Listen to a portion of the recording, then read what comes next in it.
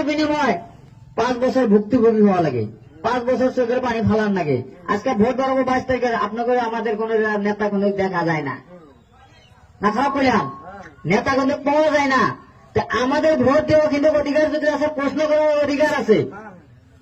আমরা ভোট দিব ঠিকই, কিন্তু আমরা বিবেক করে ভোট দিব, যাতে আমরা ভোট দিয়া যে আমরা ভুল যাতে আমরা যাতে বিভোট দেখে না আনি, যে ভোট দিয়া যাতে চোখের পানি ফালাতে লাগে না, যাতে কান্দা লাগে না, হাহাকার যাতে হইতে লাগে না, আমরা সেটা বিবেচনা করে ভোট দেওয়া লাগবো নাকি কম? আমার কথা সে ভোটটা এদিকে আছে, সবাই যাবো, আমার সিম্বল কাপ পেলেন আপনারা, আমি ভোট চাইছি, কিন্তু আপনারা বিবেচনা করবেন যে কার উপযুক্ত প্রার্থী ভোট দিলে কি হবো।